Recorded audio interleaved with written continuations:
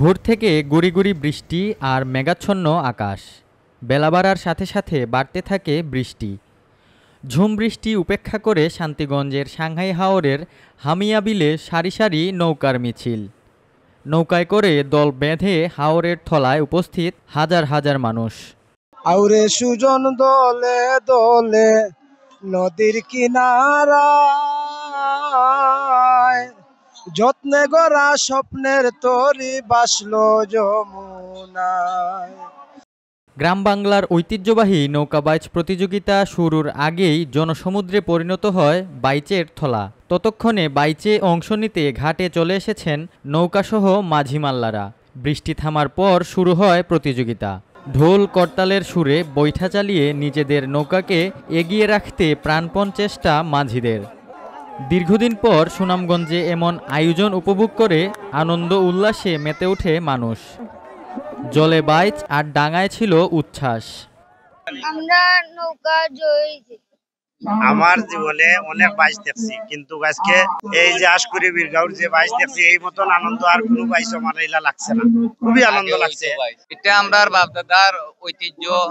এখন আমরা যত বড় হইলাম এটা দেখা তার কমের দিন দিন। আমরা আগে যে নৌকা দৌড়াইছি তখন একটা উচ্ছ্বাস আসিল, মানুষ খুব, এখন এটা লুকায়িত হয়ে গেছে।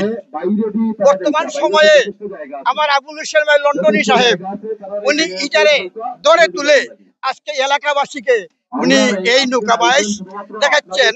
নৌকা বাইচে আমরা এটা আমাদের দেশের ঐতিহ্য, আমরা সবাই আমরা নৌকা বাইলাম। শান্তিগঞ্জের ধোলমৈশা গ্রামের শৌখিন এক লন্ডন প্রবাসীর ব্যক্তিগত উদ্যোগে আয়োজন করা হয় এই নৌকাবাইচ প্রতিযোগিতা। গ্রাম বাংলার সাধারণ মানুষের মিলন মেলার এমন আয়োজনে সরকারি পৃষ্ঠপোষকতার দাবি সংশ্লিষ্টদের। গ্রাম বাংলার ঐতিহ্য এবং ময়মুরবিয়ানে আমরা কইরা গেছি, আমরা এই যেটা ঐতিহ্যটা হারাই গেছিল মাঝখানে। এখন আমি বর্তমানে স্যার আমার ব্যক্তিগত উদ্যোগে আমি এই জিনিসটারে দইরা তুইলা ধরতাম, সকলের সামনে সকলে উপস্থাপনা করতাম বা সকলে সৌন্দর্য দেখতাম।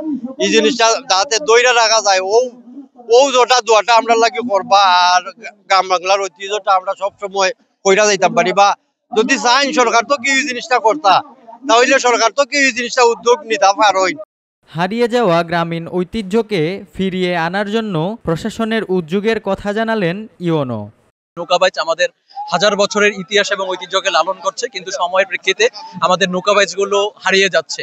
তো আমাদের উপজেলা প্রশাসন এবং আমাদের সর্বোপরি জেলা প্রশাসনের পক্ষ থেকে আমরা এই নৌকাবাইচ যাতে প্রতিনিয়ত এই ইতিহাস এবং ঐতিহ্যকে ধরে রাখতে পারে সেই ধরনের আমাদের পৃষ্ঠপোষকতা এবং সহযোগিতা অব্যাহত আছে। এবং এই নৌকাবাইচের কারণে আমরা দেখেছি আমাদের আজকালকার অনেক তরুণ প্রজন্ম মাদক এবং বিভিন্ন ধরনের খারাপ অপকর্মে জড়িয়ে যাচ্ছে, অনলাইন ভিত্তিক বিভিন্ন কার্যক্রমে জড়িয়ে যাচ্ছে।